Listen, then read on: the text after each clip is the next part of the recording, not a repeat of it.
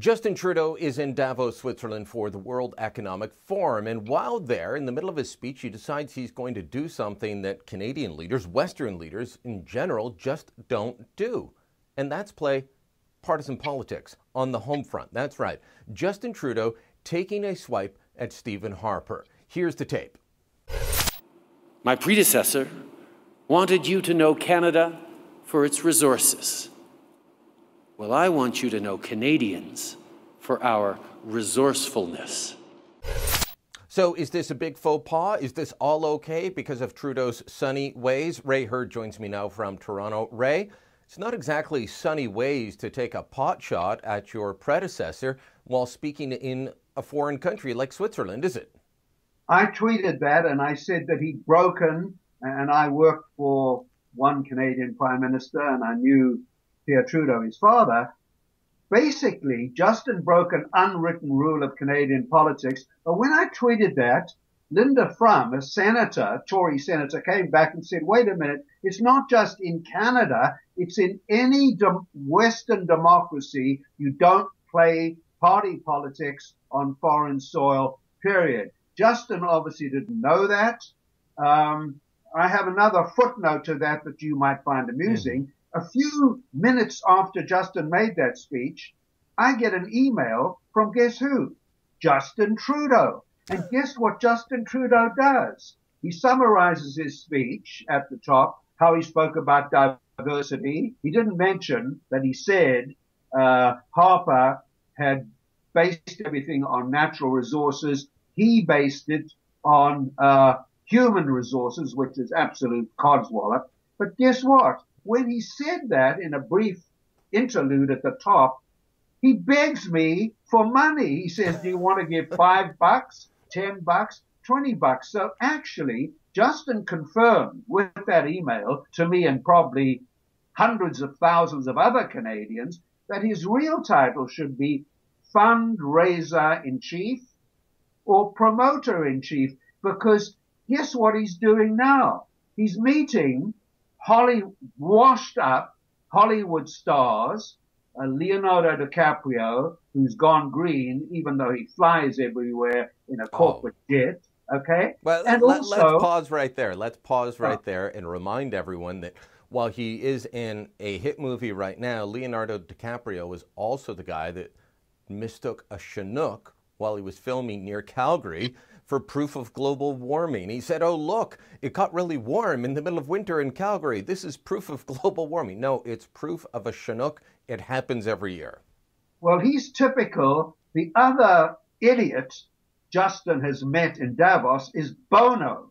Bono carries on all over the world lecturing elected politicians on how they should behave. I'll give you one example. He says we have to send mosquito nets to Africa. That is absolute codswallop. I'll use that term again instead of the other word, which is a bull word. Guess what? If you send African tribes women knitting machines, they'll make mosquito nets and form small businesses. Bono doesn't get it. DiCaprio doesn't get it. And Kevin Spacey, I don't know who Kevin Spacey is. He sounds like he's really spaced out. He's a fantastic actor. He starred House of Cards. Well, I don't see that stuff. The last movie I saw was Casablanca. But anyway, Brian, probably the year it came out. The other point about Davos, it used to be a prestigious event attended by presidents, a lot of prime ministers. It was an A-level event. It's declined into a B-level event. And I think Justin's handlers knew that. He's the only real political name present there. And he does have a new name globally, if not in Canada. So he is dominating the thing, partly because the A-list prime ministers and presidents are again avoiding Davos. Well, I want to get into what he said about ISIS while he's there, but let me just speak about the celebrity bit.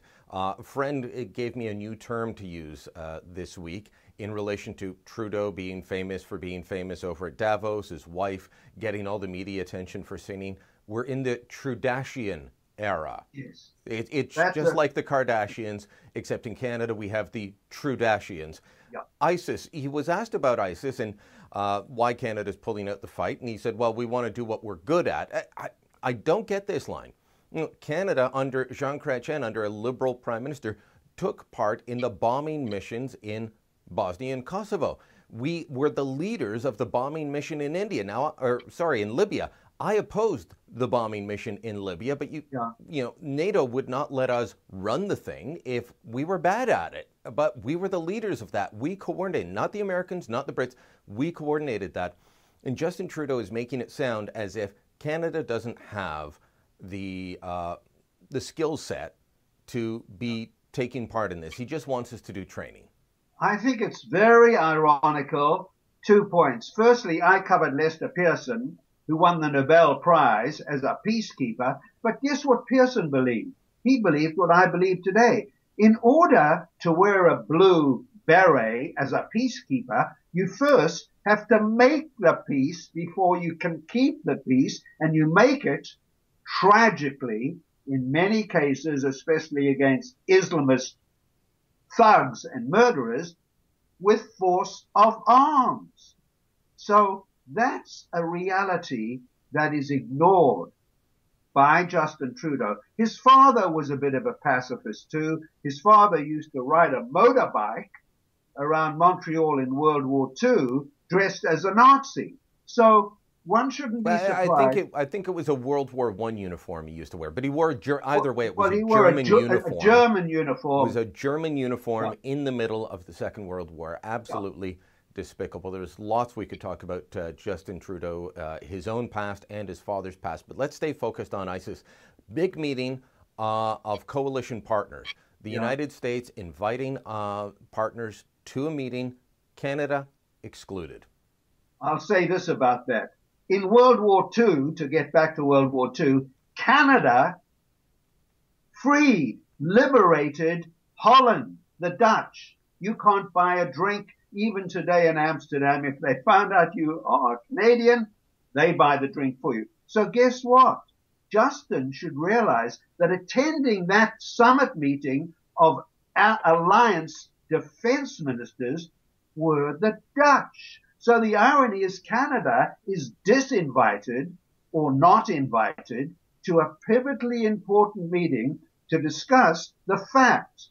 We are at last making some successes in this long war against ISIS. There's no doubt about that. And that's because the Kurds are so brave, the Kurds who treat women as equals in their army. We're making progress.